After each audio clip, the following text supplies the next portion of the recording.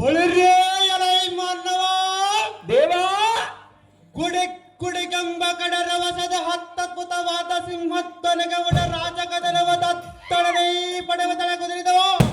ಹರೇ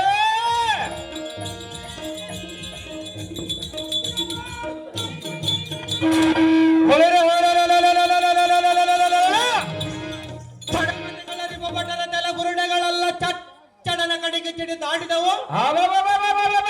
ಮಾನವ ದೇವಾ ಭೀಮಾಭಿನಂದಿರುವ ಗರ್ಭರಾಧಗಳ ಕಂಡಬ್ಬರಿಸಿ ಗರ್ಭ ಹಿಪ್ಪಾಕನ ಮಾಡುವನು ಮುಂಭಾಗದೊಳ ನಿಂತು ಮಾತನಾಡಿಸುವುದಕ್ಕೆ ನೀನು ರಕ್ಷಣೆಯ ಓ ದೇವ ನಾವುದಾರಂದರೆ ಶ್ರೀರಾಮನಿಗೆ ಸೀತಾದೇವಿಗೆ ಶ್ರೀರಾಮನ ಚಿಂತೆ, ಅಕ್ಕಮಾದೇವಿಗೆ ಮಲ್ಲಿಕಾರ್ಜುನನ ಚಿಂತೆ, ನಮ್ಮ ರೈತರಿಗೆ ಒಳ್ಳೆ ಬೆಳೆ ಬೆಳೆಬೇಕೆಂಬ ಚಿಂತೆ, ಬಡವರಿಗೆ ಬಡ್ಡಿ ಚಿಂತೆ, ಸಾವುಕಾರರಿಗೆ ಸುಗರ್ ಚಿಂತೆ, ಅಲ್ಲಿ ಕುಂತಿರುವ ನಮ್ಮ ಎಲ್ಲಮ್ಮತ್ತನ್ನ ಸುಡಿ ಯಾವಾಗ ತಿಕ್ಕೇನೋ ಯಾವಾಗ ಬುಟ್ಟೆನೆಂಬ ಚಿಂತೆ.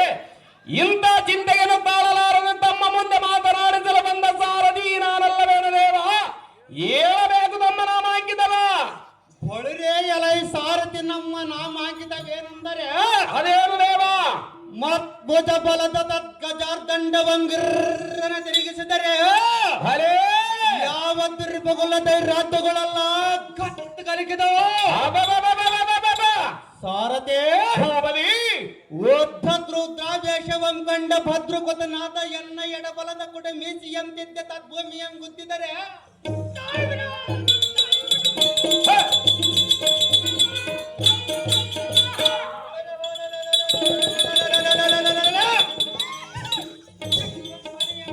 ಸಿಂಹದ ಕುಂಭ ಸ್ಥಳಗಳ ಗಿರ್ರನ ಒದರಿದವ.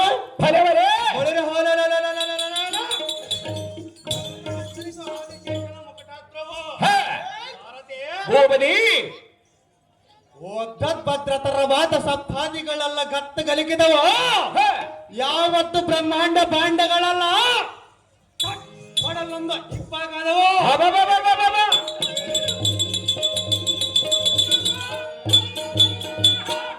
ಸಾರಥಿ ಭೂಕಂಪವಾಗುವಂತ ಓಂಕರಿಸಿದರೆ ಸಪ್ತ ಕುಲಾದ್ರಿಗಳೆಲ್ಲ ಹಾರಿ ಬಿದ್ದವು.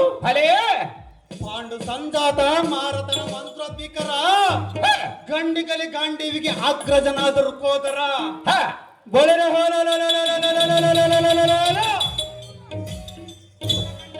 ಕೌರವನಿಗೆ ಗಂಟಲ ಗಾನ ಎಂದಿದ್ದರೀ ಗಜದಿಂದ ಮಣ್ಣ ಪಾಲ ಮಾಡಿ ಬಿಡುವನು ಪ್ರಾಣ. ಸಾರಥಿ ಮಲ್ಲ ಹಿದ್ದದೊಳ ಪ್ರೇಮ ದ್ರೌಪದಿಗೆ ಮಾನಸ ಕಾಮ ಪರಬಲ ನಿರ್ನಾಮ ಸೋಮವಂಶಧಾಮ ಬೊಳೆರ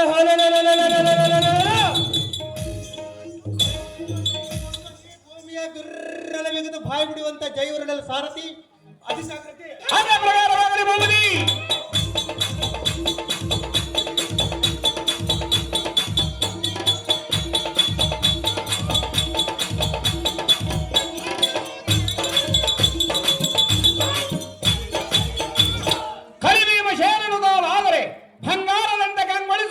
ಸುಂದರವಾದ ಸಭೆಗೆ ಬಂದ ಕಾರಣವೇನು ದೇವ?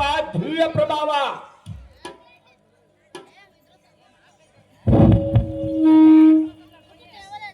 ಹೊಳರೇ ಎಲೈ ಸಾರಥಿ ಸಭಾ ಮಧ್ಯಕ್ಕೆ ಬಂದ ಕಾರಣವೇನೆಂದರೆ ಹೊಂದರ ಬಲ ಸಿಂಧು ದೇಶಾತಿಪ್ಪನಾಥ ಸೈಂಧವನೆಂಬ ಅದಮನ ಒಡೆನ ಕಥನಕ್ಕೆ ಹೋಗುವ ಸಮಯದಲ್ಲಿ ಯಮನಂದನನಾದ ಧರ್ಮ ನರೇಂದ್ರನ ಕರೆಸಿದ ಕಾರಣವಾಗಿ ವರ್ಣವಾಗಿದ್ದ ಕಂಡಿಯ ಸಾರಥಿ ಸಂಗತಿ ಪೀಠವನ್ನು ಅಲಂಕರಿಸಿದ ಜಾಗೃತಿ